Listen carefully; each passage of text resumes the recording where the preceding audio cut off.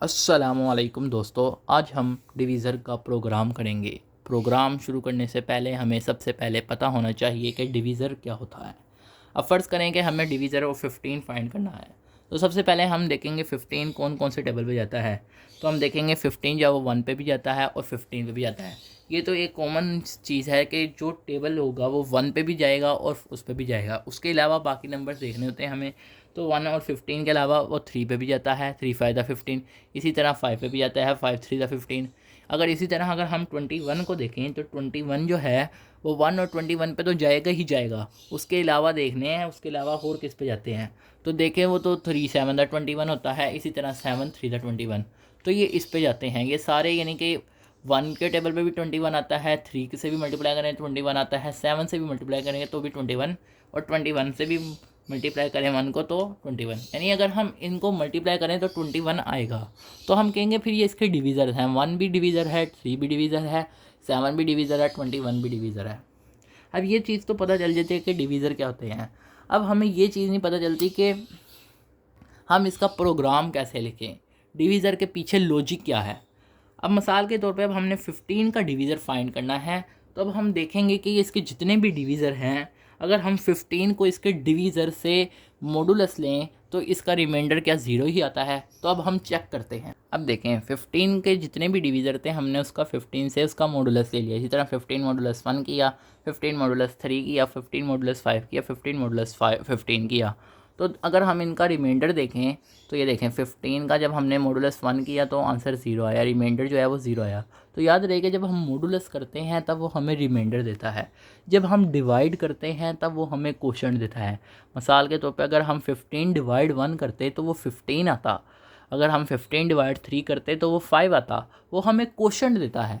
हम जब ये लगाते हैं, मॉडुलस लगाते हैं, तो वो हमें रिमाइंडर देता है। रिमाइंडर ये चीज़ होती है और रिमाइंडर इसका 0 आ रहा है। इसी तरह यानी कि इससे हमें एक चीज़ पता चली कि जब हम किसी भी नंबर का उसके डिवीज़र से मॉडुलस लेंगे तो हमेशा उसका रिमाइंडर जो है 0 आएगा। तो ये एक इसकी लॉजिक बन गई। अब इसी लॉजिक को हमने प्रोग्राम में बनाना है, लगाना है और उसे पुट करना है। तो अब चलते हैं प्रोग्राम की तरफ कि प्रोग्राम कैसे लिखें इसका। अब प्रोग्राम डिवीज़र शुरू करते हैं। अब हमने सबसे पहले लिखा प्रिंट एंटर नंबर, जो कि ज़ाहिरी बात है आपको पहले भी पता चल गया कि हमने एंटर नंबर करना होता है, रीड एन करना होता है। ये तो चीज़ें कॉमन है। अब हमारी मर्ज़ी है, अब हम एन ले लें, एक्स ले लें, वाई ले लें, जेड ले लें, हमारी मर्ज़ी है रीड में। तो उसके बाद आई इज़ इक्वल है 1। तो उसके बाद अब हम देखें आई 1 क्यों रखा, क्योंकि 1 इस वजह से रखा है क्योंकि अगर हम किसी भी नंबर का डिवीज़र फाइंड करेंगे तो सबसे पहले वो 1 ज़रूर आएगा।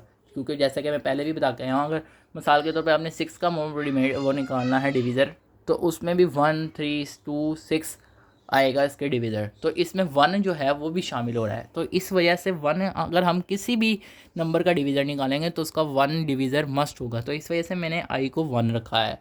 उसके अलावा फिर हमने लिखा वाइल आई लेस देन या इज इक्वल है। अब मैंने इसे लेस देन और या बराबर एन के क्यों रखा है, इसकी वजह यह है कि क्योंकि ज़ाहिरी बात है कि अगर हम किसी भी नंबर का डिवीज़र लेते हैं तो वो ख़ुद भी नंबर आता है। जिस तरह अगर हम 15 का डिवीज़र लें तो वो 1 3 5 और 15। तो 15 का डिवीज़र जब लेते हैं देखते हैं तो उसमें 15 भी आता है। इसी तरह अगर हम किसी भी नंबर का डिवीज़र लेंगे तो वो भी आता है। जैसे 7 का डिवीज़र लें तो उसमें 7 भी आएगा, 10 का डिवीज़र लें 10 भी आएगा। किसी भी नंबर का डिवीज़र लेंगे तो वो वही नंबर ज़रूर आएगा। इसी वजह से हमने लिखा कि हम जो नंबर ले रहे हैं जब हम आई को इंक्रीमेंट करेंगे तो वो एन तक पहुँचे, इतना हमने उसे बढ़ाना है। तो उसके बाद हमने लिखा इफ़ एन मॉडुलस आई। अब यहाँ पे देखें एन जो है असल में नंबर है जिसका हम डिवीज़र फाइंड कर रहे हैं, और आई जो है वो नंबर है जो डिवीज़र है। ये अब हमने क्यों लिखा है ये भी आपको लॉजिक समझ आ गई होगी कि अगर हम उसके डिवीज़र को, नंबर को उसके डिवीज़र्स का मॉडुलस लें और अगर वो बराबर ज़ीरो के आ जाए तो हम लिख देंगे कि डिवीज़र जो है इस नंबर का वो आई है। तो ये है, सिंपल सा प्रोग्राम है। फिर उसके बाद हम एंड इफ़ कर देंगे। ज़ाहिरी बात है अगर एन मॉडुलस आई जो है अगर वो ज़ीरो के बराबर नहीं होगा तो कंडीशन फॉल्स हो जाएगी, और जब फॉल्स होगी तो इसका मतलब है कि वो फिर डिवीज़र नहीं होगा। तो ज़ाहिरी बात है जब ये फॉल्स होगी तो फिर ये कंडीशन एग्जीक्यूट ही नहीं होगी। ये तभी एग्जीक्यूट होगी जब ये चीज़ ट्रू होगी, और ये भी तभी चलेगी जब ये चीज़ ट्रू होगी। क्योंकि ये देखें ये इसके नीचे आ रहा है, यानी कि सबसे पहले यहाँ पे होगा, यहाँ पे देखेगा अगर ये ट्रू होगी तभी ये चलेगी, और जब ये ट्रू होगी फिर ये चलेगी। तो अब ये जो है आई इज इक्वल है i+1, फिर हम ऐसे ऐसे इसका इंक्रीमेंट करेंगे, तो फिर उसके बाद एंड वाइल भी कर देंगे और फिर एंड प्रोग्राम। तो अब हम जब इसका वो लिखते हैं, ट्राई रन करते हैं, तो फिर देखें, फिर आपको मज़ीद वाज़ह समझ आती है। तो अब इसका ड्राई रन देखते हैं। तो अब ये देखें, सबसे पहले ये कंडीशन लिखी है वाइल आई लेस देन या इज इक्वल है एन के, तो हमने पहले ये चीज़ लिखी और फिर उसके बाद लिखा एन मॉडुलस आई, फिर इसी तरह लिखा आई इज इक्वल है i+1। अब ये चीज़ देखेंगे मैंने एरोस क्यों लगाए हैं, जबकि पिछले प्रोग्राम में तो मैंने ऐसे लगाए थे ना कि ये नहीं कि ये इस पर डिपेंड कर रहा है, यानी कि ये चीज़ इस पर डिपेंड कर रही है, ये चीज़ इस पर कर रही है। अब यहाँ पे क्या लिखा है कि अगर ये ट्रू होगी, एरो जो है ये मैंने इसी वजह से लगाया कि अगर ये ट्रू होगी तो ये कंडीशन चलेगी, इसी तरह अगर ये ट्रू होगी तभी ये चीज़ चलेगी, अगर ये चीज़ जो है वो फॉल्स हो जाती है तो ये चलेगी नहीं। यानी कि ये जो चीज़ है ये भी इस पे डिपेंड है और ये भी चीज़ इस पे डिपेंड है। जब तक ये ट्रू होगा तब तक ये चलेगा, और जब ये फॉल्स हो जाएगा तो ना ही ये चलेगा ना ही ये चलेगा। तो अब इसका ड्राई रन करते हैं। अब देखें, आई जो था वो हमने पहले ही कह दिया था कि 1 है और लेस देन या इज इक्वल हमने एन रखा। अब एन हमने वही रखना है जिसका हमने डिवीज़र निकालने हैं। तो मैं 15 का डिवीज़र निकालना चाह रहा हूँ, तो मैंने 15 लिख लिया। आपकी मर्ज़ी है, आप ड्राई रन में कोई और नंबर भी लिख सकते हैं, आपकी अपनी मर्ज़ी है, आप जिसका फाइंड करना चाहते हैं आप उसका रख सकते हैं। अब 15 को लेकर चाह रहा हूँ तो 15 को ही चलते हैं। तो 15 जो है, अब आई जो है वो छोटा है, ये ट्रू है। अब ये ट्रू हुई तो ये चीज़ चलेगी। अब 15 मॉडुलस, अब ये देखिए 15 था एन, आई जो था आई था, तो ये देखिए अगर हम जब इसका 15 का मॉडुलस 1 लेते हैं तो वो 0 के बराबर आता है, तो ये ट्रू है। तो इसका यानी रिमाइंडर जो है 0 आता है, तो ये ट्रू है। और फिर ये भी ट्रू है, इसी वजह से ये भी चीज़ जो है बढ़ गई। अब आई पहले क्या था, 1 था, 1 में 1 ऐड किया, 2 हो गया। अब 2 चेक करना है, 2 छोटा है 15 से या उसके बराबर है, तो हम देखें 2 छोटा है 15 से, तो अब इसका मॉडुलस लिया। अब ये देखेंगे मैंने, टी का मतलब है ट्रू, एफ का मतलब है फॉल्स। अब जब ने 15 मॉडुलस 2 लेंगे तो ये 0 नहीं आएगा। ये मैंने आपको मिसाल के तौर पे समझा रहा हूँ। 15 मॉडुलस 2 है, ये देखें 15 और 2, तो 2 7 द 14 और रिमाइंडर जो है वो 1 आ रहा है, 1 बराबर 0 के नहीं है, इस वजह से ये कंडीशन क्या हो गई, फॉल्स। अब मैंने कहा था ये इस चीज़ पे डिपेंड नहीं है, इस पे डिपेंड है। तो आई जो है वो बढ़ता जाएगा, तो आई जो है वो 2 + 1 3 तब तक बढ़ेगा जब तक ये चीज़ ट्रू होगी। तो अब ये फॉल्स हो गई है तो बस ये चलेगी नहीं, यानी कि ये चीज़ ट्रू हुई है। अब ये वाली कंडीशन चल जाएगी कि डिवीज़र जो है 15 का वो 1 है। ये देखें, सबसे पहले ये चल गया एंटर द नंबर, और उसके बाद डिवीज़र ऑफ 15। अब ये देखें ये चली है इज़ 1, अभी तक यहाँ तक चली है, सिर्फ ये 2 स्टेप हुए हैं अभी हमारे। अभी ये मैंने वैसे ही पहले लिख लिए हैं, लेकिन ये समझाने के लिए अभी सिर्फ यहाँ तक हुआ है, यानी कि ये 15 मॉडुलस 1 जो है अभी 0 है। इसी तरह अगर हम दोबारा मज़ीद देखें तो फिर हम चेक करते हैं, 3 आया था आई, 3 लेस देन या इज इक्वल है 15, 15 मॉडुलस 3 लिया तो ये 0 आया, ये ट्रू है। और फिर ये ट्रू है, ये अब ये भी चल जाएगी। ये ट्रू का मतलब है कि जब ट्रू होगी तभी ये चीज़ चलेगी। ज़ाहिरी बात है ना, जब ये ट्रू होगी, एन मॉडुलस आई जो है ये वाला स्टेप बराबर होगा 0 के, तभी हमारा प्रिंट काम करेगा। तो अब हमारा जो है ये ट्रू आई है, तो ये वाली चीज़ काम की है, 15 इज़ 3। देखें ये वाला मॉडुलस जो है ये नहीं चलेगा क्योंकि ये फॉल्स हो गया। इसी तरह 4 पे चेक किया तो 4 पे भी हमारी कंडीशन जो है वो फॉल्स होगी, क्योंकि एक दफ़ा हम देख लें दोबारा, मैं आपको मिसाल दे देता हूँ इसकी भी।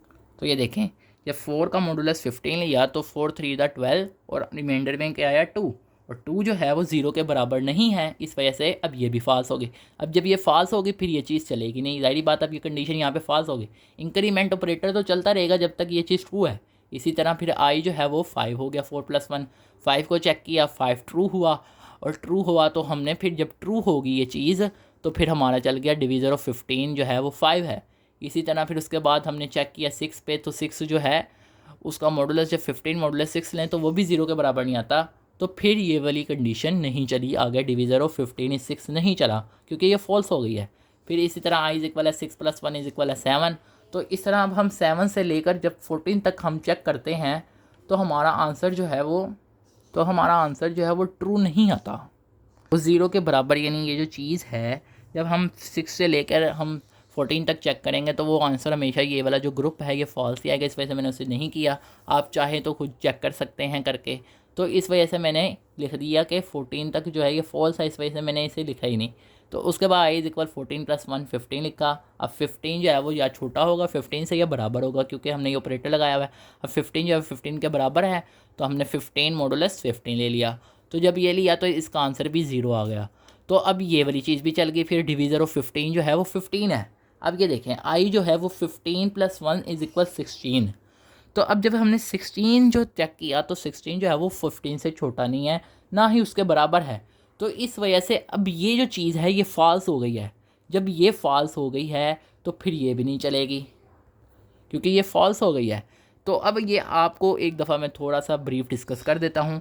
जब ये ट्रू होगी तब ये चलेगी, और जब ये ट्रू होगी तो ये प्रिंट चलेगा। अगर ये फ़ाल्स हो जाती है तो ना ये चलेगा ना ही ये चलेगा, क्योंकि ये देखें अगर हम प्रोग्राम में तो यहाँ पे ये इस तरह ही बनाया गया है कि आई जो है जब वाइल आई लेस देन या इज इक्वल एन, यानी जब आई या छोटा हो एन से या बराबर हो एन के, तब तक ये चीज़ जो है ये वाली चीज़ सारी चलेगी यहाँ तक। एंड वाइल से अंदर अंदर जो भी चीज़ है इसका मतलब ही ये है कि जब ये ट्रू होगी तब तक ये चलेगा। जैसे ही ये फॉल्स होगी एंड वाइल से ख़त्म हो जाएगा और प्रोग्राम जो है वो हमारा एंड हो जाएगा। तो उम्मीद है कि आपको ये समझ आया होगा किस तरह डिवीज़र का प्रोग्राम करना है। डिवीज़र की भी समझ आ गई होगी। अगर आपको वीडियो समझ आती है तो प्लीज़ इसे लाइक किया करें, ताकि मुझे पता चल सके कि आपको वीडियो समझ आई है या नहीं आई।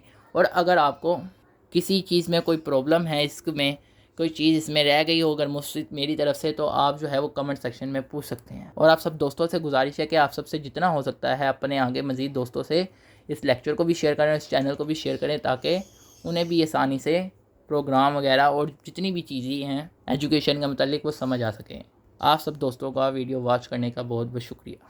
और जिन दोस्तों ने अभी तक चैनल को सब्सक्राइब नहीं किया तो वो सब्सक्राइब भी कर लें।